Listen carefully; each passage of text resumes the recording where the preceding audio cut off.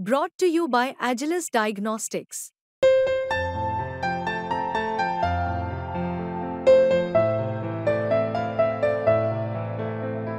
Agilus Diagnostics.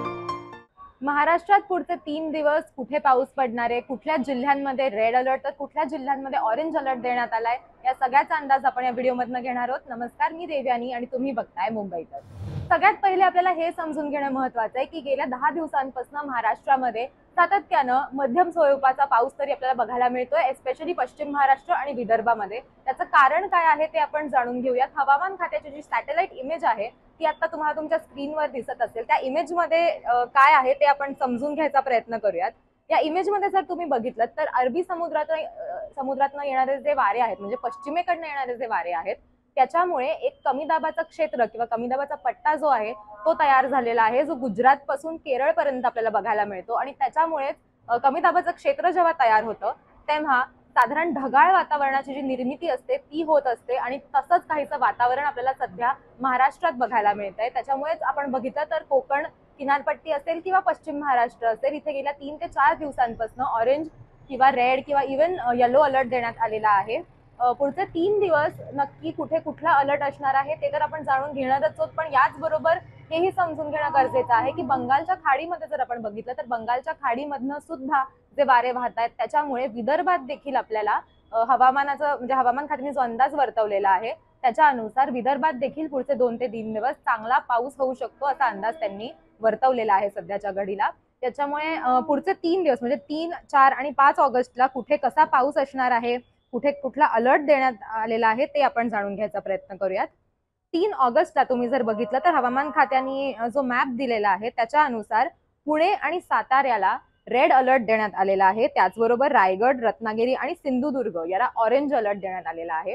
जेव्हा orange alert देण्यात येतो तेव्हा मुसळधार पाऊस पडण्याची शक्यता असते. त्याचबरोबर जेव्हा रेड अलर्ट देण्यात येतो तेव्हा अत्याधिक मुसळधार पाऊस पडण्याची शक्यता असते. अशा परिस्थितीमध्ये नागरिकांनी घराच्या बाहेर पडू नये किंवा सतर्कता बाळगावी असं सांगण्यात येतं. एस्पेशली जेव्हा रेड अलर्ट असतो त्या रेड अलर्टमध्ये तर लोकांनी घराच्या बाहेर पडूच नये असं सांगण्यात येतं. त्याच्यामुळे तुम्हाला जर तुमचा वीकेंड प्लॅन करायचा असेल तर तुम्ही त्या अनुषंगानं किंवा हवामान खात्याचा काय अंदाज आहे, पावसाचा काय अंदाज आहे ते बघूनच तुम्ही तुमचा वीकेंड प्लॅन करावात असं हवामान खात्याकडनंही सांगण्यात आलेलं आहे.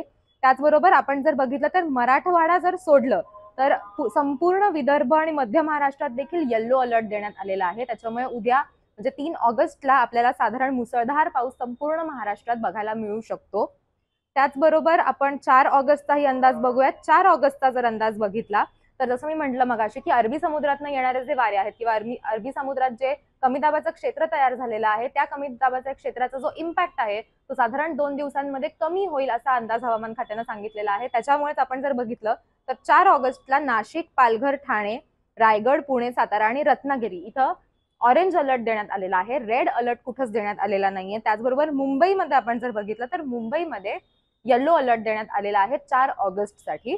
त्याचबरोबर विदर्भात आणि मराठवाड्यात काही ठिकाणी आपण जर बघितलं तर मुसळधार पाऊस होण्याची शक्यता आहे, मात्र येलो अलर्ट सध्या इथं देण्यात आलेला आहे. म्हणजे मध्यम स्वरूपाचा पाऊस ते मुसळधार पाऊस इथं होऊ शकतो. 5 ऑगस्टचा काय अंदाज आहे तेही आपण समजून घ्यायचा प्रयत्न करूयात.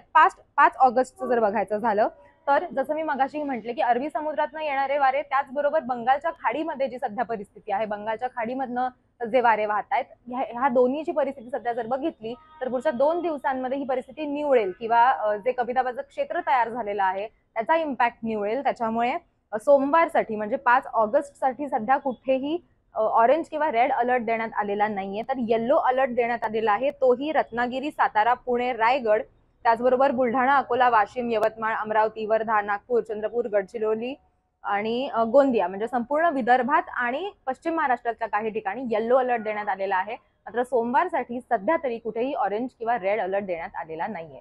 त्याच्यामुळे तुम्ही आपण जर बघितलं तर गेल्या आठवड्याभराचा अंदाज आणि पुढच्या 3 दिवसांचे अंदाज आपण सध्या बांधलेले आहेत आणि या अंदाजाप्रमाणे तरी पुढचे 2 दिवस महाराष्ट्रात सगळीकडेच आपल्याला मध्यम ते मुसळधार पावसाची जी शक्यता आहे ती सध्या हवामान खात्यानं वर्तवलेली आहे. त्याच्यामुळे पुढचे 2 दिवसाचं प्लॅनिंग तुम्हाला जर करायचं असेल तर हवामानाचा अंदाज घेऊनच ते प्लॅनिंग करावं.